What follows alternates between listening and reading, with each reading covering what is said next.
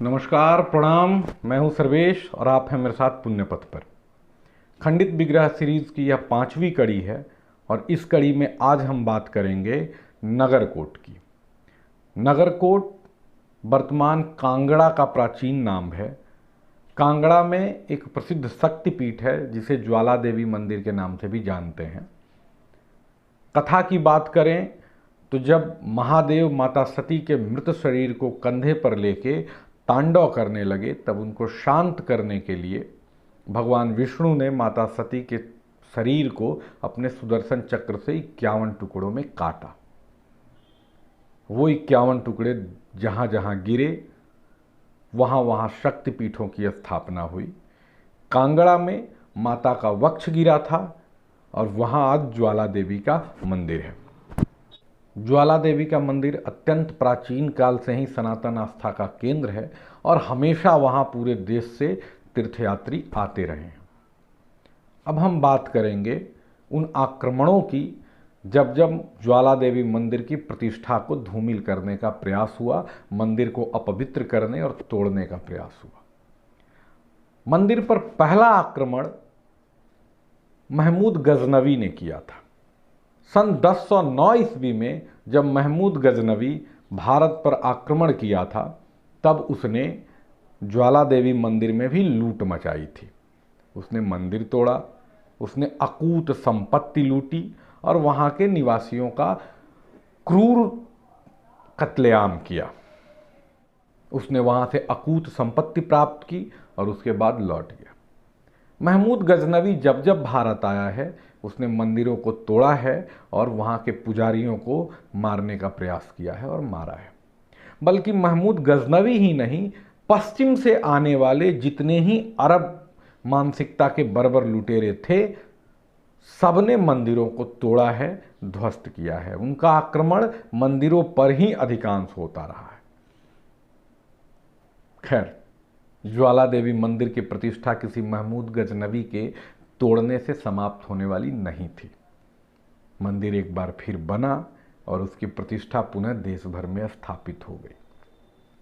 पर मंदिर पर जो दूसरा और सबसे बड़ा आक्रमण हुआ वह सन 1361 ईस्वी में फिरोज शाह तुगलक ने किया। मशहूर इतिहासकार ईश्वरी प्रसाद लिखते हैं कि फिरोज शाह तुगलक का आक्रमण नगरकोट के किले पर नहीं था, अर्थात उसने आक्रमण किले को जीतने के लिए नहीं किया था। उसने आक्रमण नगरकोट के मंदिर को ही ध्वस्त करने के लिए किया था।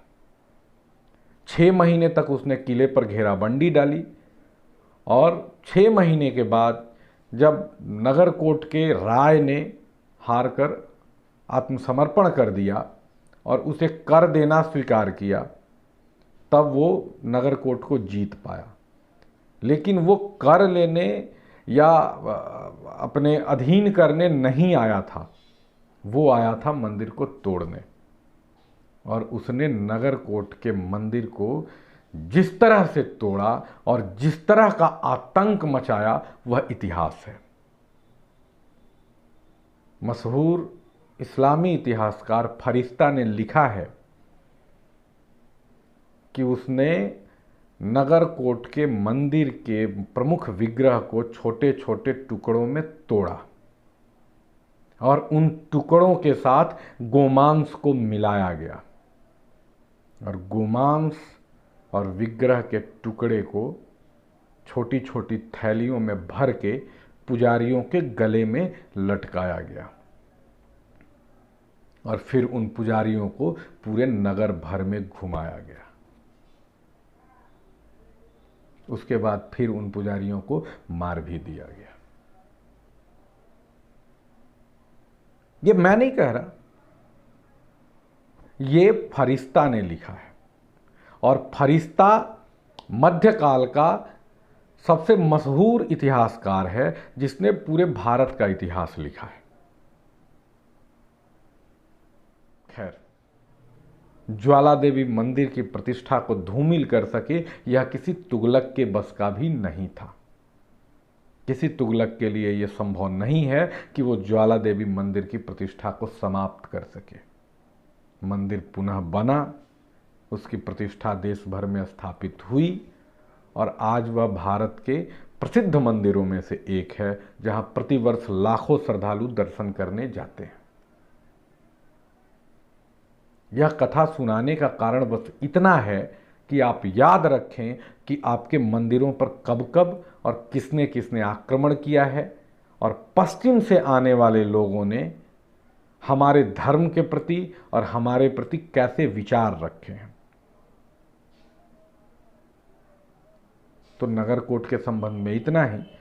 खंडित विग्रह सीरीज की अगली कड़ी में हम उन मंदिरों की बात करेंगे जो अभी मंदिर के रूप में नहीं है, अर्थात जो अभी किसी और स्वरूप में है, किसी और ढांचे में दिखाई देते हैं। पहले मंदिर हुआ करते थे, बाद में उसे तोड़ के उसका स्वरूप बदल दिया गया। तो आज के लिए इतना ही। नमस्कार, बहुत बहुत धन्यवाद।